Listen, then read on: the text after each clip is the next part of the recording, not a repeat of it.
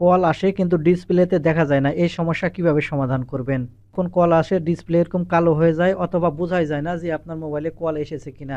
ঠিক এরকম সমস্যাগুলো থেকে থাকলে কিভাবে সমাধান করবেন এই ভিডিওটি থেকে জানতে পারবেন।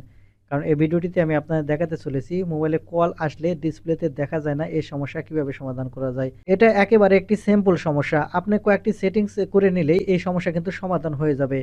তাহলে চলুন সম্পূর্ণ ভিডিওটি মনোযোগ সহকারে দেখতে থাকুন। আপনার মোবাইলে কল আসলে ডিসপ্লেতে শো করে না, এই সমস্যাটি কিভাবে সমাধান করবেন। সেজন্য সর্বপ্রথম এখান থেকে আপনাদের মোবাইলের সেটিংসটি ওপেন করে নেবেন। মোবাইলের সেটিংস ওপেন করে নিলে এরকম ইন্টারফেসে নিয়ে আসবে। আপনারা এখন এখান থেকে স্ক্রল করে নিচের দিকে চলে আসবেন।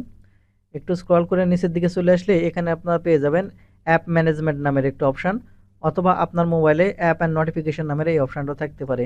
যেটাই থাক আপনারা এই অপশানটি ওপেন করে নেবেন। এই অপশানটি ওপেন করে নিলে এরকম ইন্টারফেসে নিয়ে আসবে। এখন এখান থেকে প্রথমেই আপনারা লক্ষ্য করে দেখতে পাবেন এখান থেকে অ্যাপ লিস্ট। আপনি এই অ্যাপ লিস্ট এই অপশানটি ওপেন করবেন। অ্যাপ লিস্ট এই অপশান ওপেন করার পরে এখান থেকে আপনারা স্ক্রল করে নিচের দিকে একবারে চলে আসবেন। এখান থেকে স্ক্রল করে নিচের দিকে চলে আসলে এখানে আপনারা ফোন এই অপশানটি দেখতে পাবেন। আপনি এখন এখান থেকে ফোন এই অপশানটি ওপেন করে নেবেন। ফোন এই অপশান ওপেন করলে এখানে আপনারা প্রথমে দেখতে পাবেন নোটিফিকেশান। আপনি এখন এখান থেকে নোটিফিকেশান এই অপশানের উপর ক্লিক করবেন।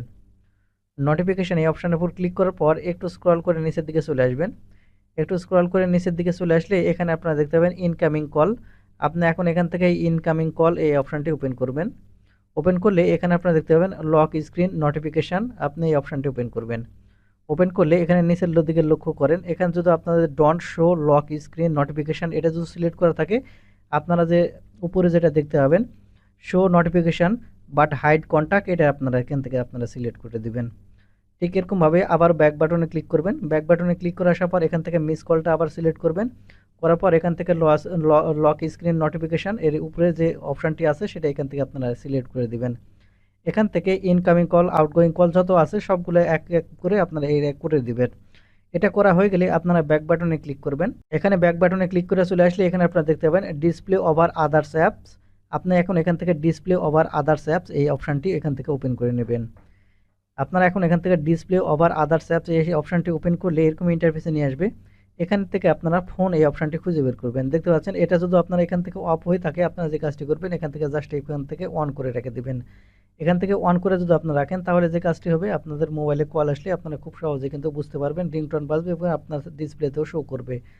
এই সেটিংসগুলো করা হয়ে গেলে আপনারা একমতো করে নিতে পারেন, তাহলে কিন্তু আপনার মোবাইলে কল আসবে, ডিসপ্লেতে শো করবে। তো বন্ধুরা, এই ছিল আজকের ভিডিওটি। ভিডিওটি থেকে কিছু শিখে থাকলে চ্যানেলটিকে সাবস্ক্রাইব করে সাথেই থাকবেন। ধন্যবাদ।